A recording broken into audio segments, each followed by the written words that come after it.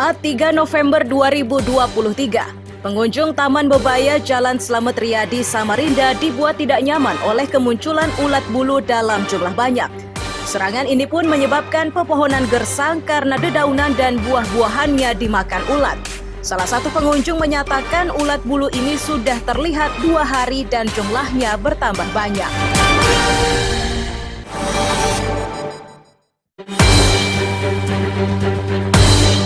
Sabtu 4 November 2023, luapan air bercampur lumpur berarus cukup deras ini terjadi di Mugirejo, Sungai Pinang, Samarinda.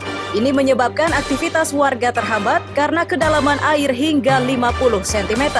Warga menyebut banjir ini menyebabkan mereka kesulitan beraktivitas, termasuk saat mengantarkan anak-anaknya ke sekolah.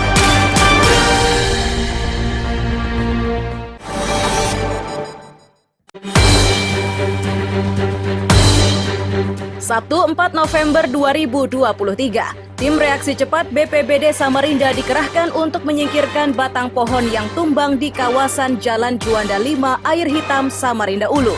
Tercatat 6 pohon tumbang dan semuanya menimpa pagar serta kanopi sebuah universitas. Peristiwa ini terjadi saat hujan deras disertai angin kencang menerpa kawasan tersebut.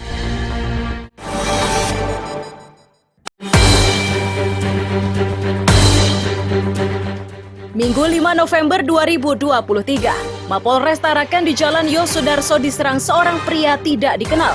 Ini menyebabkan beberapa fasilitas rusak karena dipukul pelaku dengan menggunakan tongkat. Agar ulahnya tidak membahayakan petugas dan warga, polisi melumpuhkannya dengan peluru karet.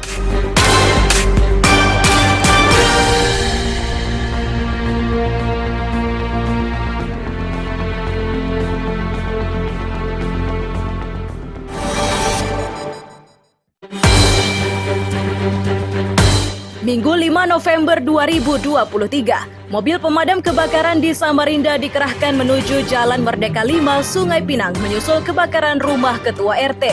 Pemilik menyatakan musibah tersebut terjadi saat dirinya bersama istri melayat di rumah kerabat. Dugaan sementara musibah ini disebabkan korsleting listrik.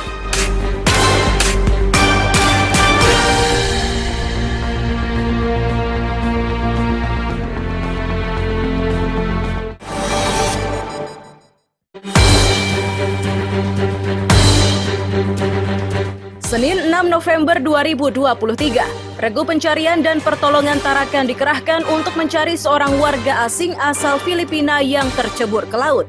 Itu terjadi saat orang tersebut dalam pelayaran dengan kapal cepat dari Tarakan menuju Tanjung Selor, Kabupaten Bulungan.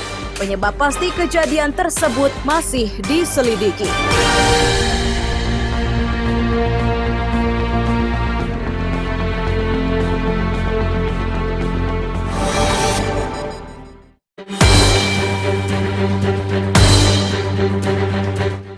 Senin 6 November 2023, sebuah rumah di Simpang Raya Barong Tongkok, Kutai Barat terbakar. Banyaknya material yang mudah terbakar membuat api cepat membesar dan meluas. Kasat Reskrim Polres Kutai Barat menyatakan, kobaran berhasil dipadamkan kurang dari 1 jam. Tidak ada korban jiwa dari musibah ini dan penyebab kebakaran masih diselidiki. Selasa 7 November 2023, Dani Pakabu yang telah ditetapkan menjadi tersangka perkara narkoba ini terancam hukuman mati. Itu setelah ditangkap dengan barang bukti 2 kg sabu-sabu. Dani ditangkap di Jalan DI Panjaitan, Kelurahan Temindung, Kecamatan Sungai Pinang, Samarinda. Kapolresta Samarinda Kombes Pol Arif Fadli menyatakan, sabu-sabu yang dibawa dari Malaysia itu rencananya akan diedarkan di Samarinda.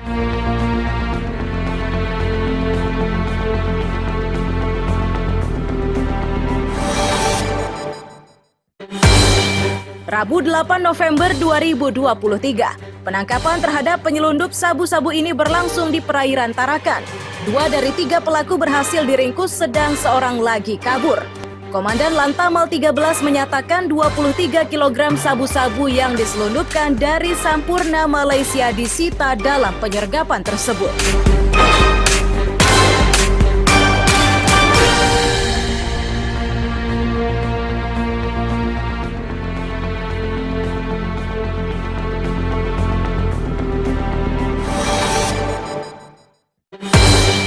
Rabu 8 November 2023, truk tangki pengangkut BBM bernomor polisi KT8595BQ menabrak pohon bambu di Gunung Manggah, Jalan Oto Iskandar Dinata, Samarinda Ilir.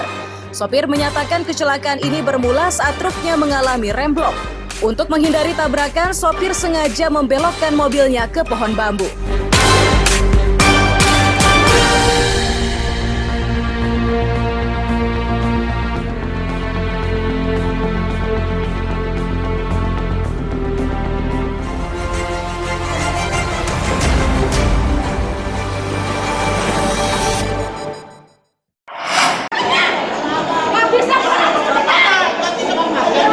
Wanita bernama Jumidah ini tak bisa menahan diri saat digelar rapat di kantor Camat Samarinda Ilir Kamis siang.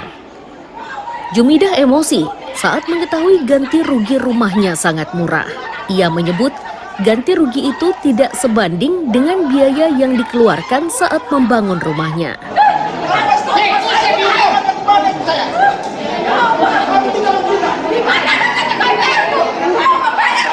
Pengeluaran suami saya bangun rumah ini 200 juta, Pak. Untuk bangun rumah? Iya. Dia bilang nanti tinggi Pak. Tapi nyatanya mana? Hanya untuk disuruh bikin kandang ayam apa 130 juta dan nggak dapat rumah. 130 juta di Hanya 130 juta, ya Allah ya Rabbi. Menangis tulang saya rasanya, nah. Waktu bangun rumah ini kan suami saya lo sakit. Stadium 4, suami saya sakit, dia bangunkan saya rumah. Cuma 100. Untuk saya dan anak-anak saya biar tak kehujanan, tak kepanasan. Cuma dihargai segini, ya Allah ya Rabbi ya Rasul. Harga tanah aja. Jadi itu milik pemerintah daerah, kayak gitu. Warga lain mengaku mendukung rencana pembangunan terowongan. Namun begitu, mereka meminta agar ganti rugi yang ditawarkan lebih layak. Mereka khawatir tak bisa lagi memiliki rumah jika nilainya sangat murah. Hal-hal yang seperti itu yang sebetulnya kita Pemerintah bahagia dengan kehidupannya. Wow, dari hati saya bekerja. Tak akan berdua sendiri. Saya tak ikhlas dunia dan akhirat. Tidak ikhlas dunia dan akhirat. Hati kecil kami tidak mendukung. mendukung ya. Dasarnya apa? Karena kenyamanan. Kami sudah nyaman di situ, bukan berarti kami butuh mewah, tidak. Tapi karena nyamanan itu, belum tentu di tempat yang baru kami merasa nyaman. Cuma karena sekali lagi ini program pemerintah, mau tidak mau kita harus tetap juga mendukung. Ya paling tidak pemerintah bisa melihat segala macam aspek lah, bukan hanya dari bangunan, paling tidak dari anak-anak, lingkungan, tempat kerja kami yang seperti buruh-buruh pelabuhan. Kalau mereka tinggal lebih jauh kan kos operasional mereka untuk turun kerja lebih besar. Karena pemerintah daerah sudah Kabid Pertanahan PUPR Samarinda, Ananta Diro Nurba menyatakan, warga yang keberatan dengan tawaran yang diberikan Pemkot memiliki waktu 3 hari untuk menyampaikan penolakan. Sementara warga yang setuju ganti rugi tersebut diminta melengkapi berkas dan menyerahkannya ke posko di Kelurahan Sungai Dama.